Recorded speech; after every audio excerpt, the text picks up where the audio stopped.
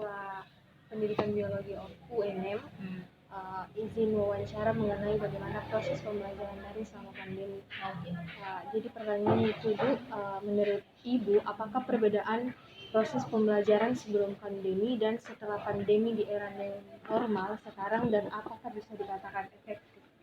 Kalau menurut saya kurang efektif karena siswanya kadang terlalu keenakan di rumah. Mengingat dia setelah pandemi pernah dia istirahat di rumah 3 bulan, tidak ada kegiatan apa-apa. Sepertinya setelah masuk era pandemi, dia ada di antara kalian itu lebih enak. Malah ditanya, kenapa tidak datang kemarin nak? Tertidur Bu. Nah, itu menurut saya dia kurang efektif dan kita tidak langsung berbicara, memberikan materi secara langsung. Kalau melalui Google Meet atau Classroom, hanya sebagian besar anak-anak tidak mengerjakan tugasnya, malah dia buka saja mengabsen baru tidur selesai. Itu kurang efektifnya.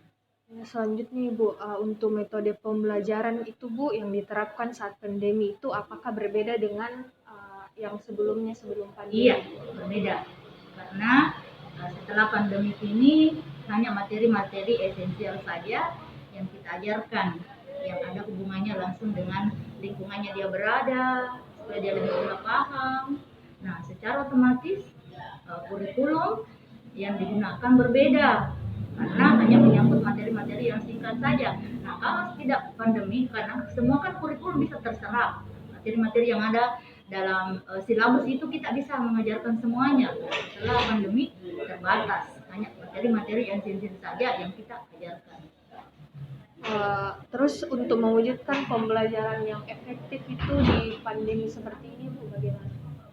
Nah, kalau saya pribadi deh sebagai guru makwel, nah, setelah anak-anak masuk 50, awal yang masuk kan 50 materi yang saya kirim di Google Form atau Classroom, kembali itu saja saya jelaskan supaya dia lebih paham, ya.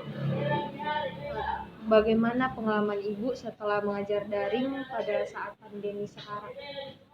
Mengajar daring itu deh banyak sekali kendalanya, terutama di sini untuk wilayah ini.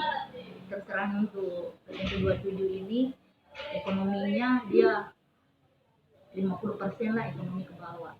Jadi untuk memenuhi kuotanya, mana HP-nya, fasilitasnya tidak lengkap, kurang. Jadi apakah pembelajaran daring ini sama bagusnya dengan pembelajaran luring? Ya kurang lebih sama, luring dengan daring. Enggak, sorry. Kalau dia luring lebih bagus sedikit, lebih efektif. Ya, jadi ini juga untuk memenuhi kekurangan itu anak-anak, saya bagikan modul. Ya Bu, jadi ya Bu, sekian cukup Bu. Terima kasih. Jadi sebelumnya bisa tanya siapa nama tak? Sabrina Amanda. Siapa? Sabrina Amanda. Sabrina Amanda. Amanda. Jadi mau Kak tanya, bagaimana tantanganmu selama proses pembelajaran daring?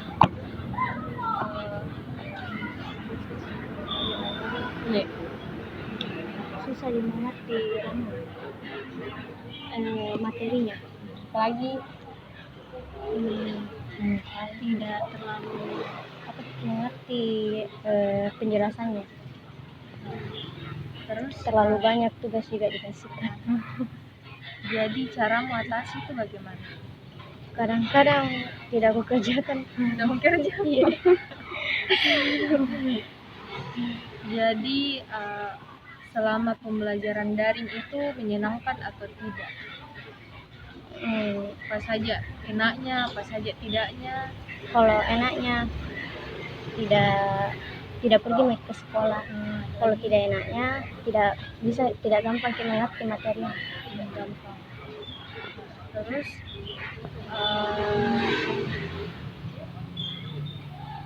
jadi bagaimana caramu supaya bisa ke atasi itu?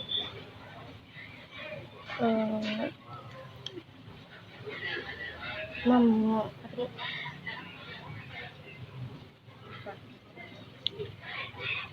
lebih tekun belajar supaya tidak malas lagi.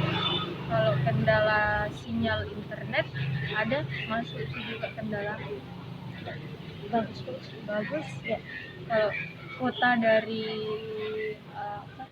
sekolah dikasih atau kuota internet sendiri? Biasa dikasih, biasa ada kuota internet sendiri juga. Sudah, sudah.